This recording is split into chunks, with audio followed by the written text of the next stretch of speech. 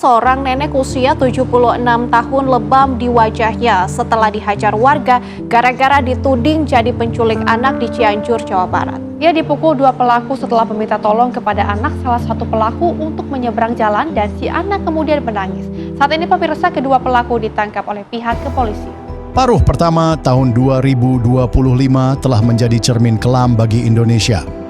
Rentetan peristiwa memilukan menggoreskan luka mendalam di berbagai lapisan masyarakat. Dari bencana alam yang merenggut nyawa hingga ketidakadilan sosial yang mencabik nurani, berikut adalah rangkuman kejadian tragis yang menggambarkan kondisi bangsa saat ini.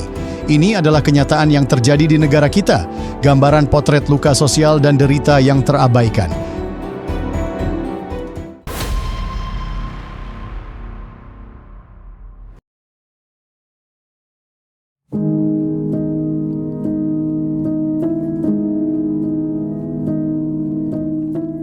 Pada 20 Januari 2025, hujan deras mengguyur Kecamatan Petung Kriono, Kabupaten Pekalongan, Jawa Tengah menyebabkan banjir bandang dan tanah longsor yang menewaskan setidaknya 25 orang. Satu keluarga termasuk bayi mereka turut menjadi korban.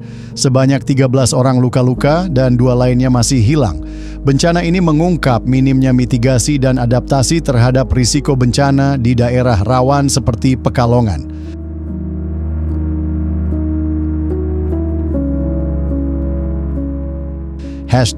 #Kabur aja dulu viral di media sosial sebagai ekspresi kekecewaan generasi muda terhadap kondisi ekonomi dan politik Indonesia. Awalnya digunakan untuk berbagi informasi tentang peluang kerja di luar negeri, tagar ini berubah menjadi simbol keputusasaan dan keinginan untuk meninggalkan tanah air demi kehidupan yang lebih baik. Fenomena ini mencerminkan krisis kepercayaan terhadap pemerintah dan masa depan bangsa. Kisah seorang guru honorer yang hanya menerima gaji Rp200.000 setelah 3 bulan mengajar menggambarkan ironi dalam dunia pendidikan Indonesia. Banyak guru honorer lainnya yang menerima honor di bawah Rp100.000 per bulan atau harus menunggu berbulan-bulan untuk pencairan gaji yang sangat minim. Mereka adalah pilar utama dalam mencerdaskan generasi penerus bangsa, namun pengabdian mereka seringkali tidak dihargai dengan layak. Di Blitar, seorang kakek berusia 74 tahun mencabuli 2 cicitnya yang masih duduk di bangku SD. Korban mengadu kepada guru mereka melalui sepucuk surat, mengungkapkan penderitaan yang mereka alami. Kasus serupa terjadi di Banyuwangi di mana seorang kakek berusia 79 tahun memperkosa bocah 13 tahun di kebun talas. Peristiwa ini menunjukkan bahwa kejahatan seksual dapat terjadi di lingkungan terdekat, bahkan oleh orang yang seharusnya melindungi.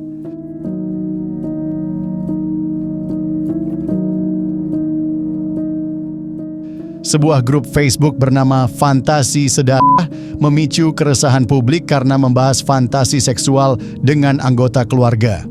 Meskipun grup tersebut telah berganti nama menjadi Suka Duka, kontennya tetap mengkhawatirkan. Wakil Ketua Komisi 3 DPR Ahmad Sahroni telah membawa kasus ini ke ranah hukum, menyoroti perlunya pengawasan terhadap konten media sosial yang menyimpang.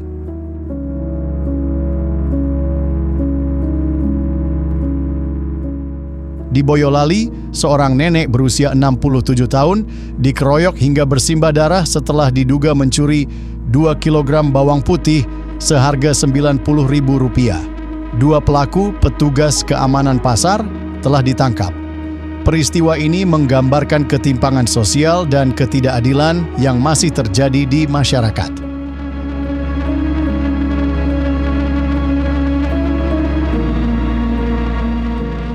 Pada 21 Mei 2025, aksi demonstrasi mahasiswa di Balai Kota Jakarta berakhir ricuh dengan 93 orang diamankan oleh Polda Metro Jaya.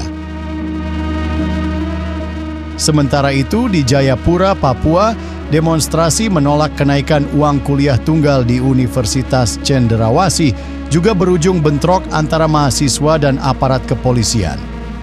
Peristiwa ini mencerminkan ketegangan antara aspirasi rakyat dan respons pemerintah.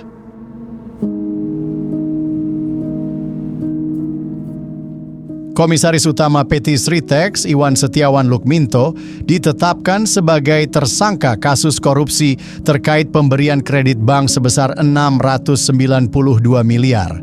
Dana tersebut digunakan untuk membayar utang dan membeli lahan, menyebabkan kerugian besar bagi negara. Kasus ini menambah daftar panjang korupsi yang merugikan bangsa.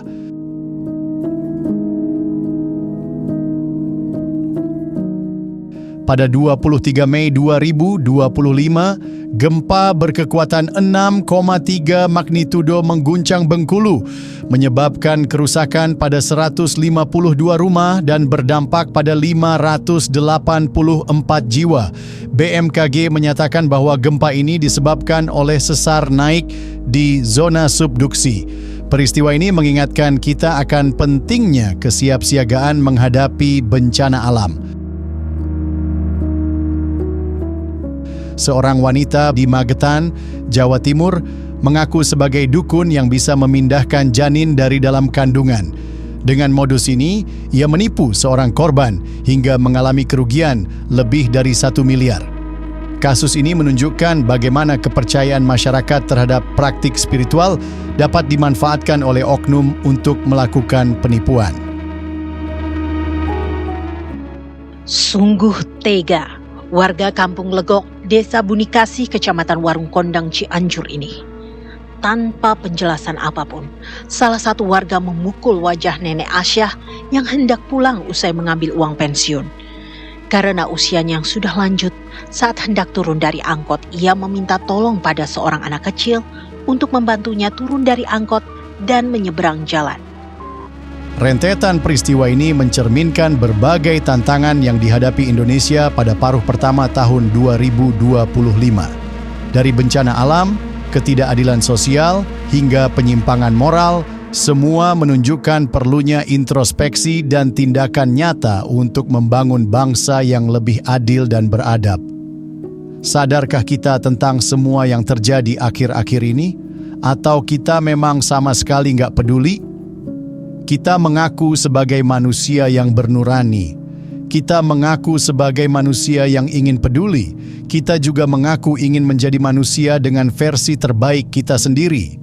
Lalu apa yang bisa kita lakukan jika hanya diam tanpa bersuara? Jika hanya membaca tanpa berbuat apa-apa? Apakah hati hanya memaki tanpa perlu tergerak dan ingin memperbaiki serta berbagi informasi agar semua kejadian ini tak terulang lagi? Berikan opini kamu di kolom komentar, bagikan juga video ini sebagai bentuk kontribusi dan menjadi perwakilan suara kamu untuk kemajuan sosial dan negara kita, agar generasi kita tak mengalami hal-hal buruk yang udah kita renungi bersama. Kamu juga bisa berikan kritik, ide konten dan saran di community post kami di link yang ada di deskripsi.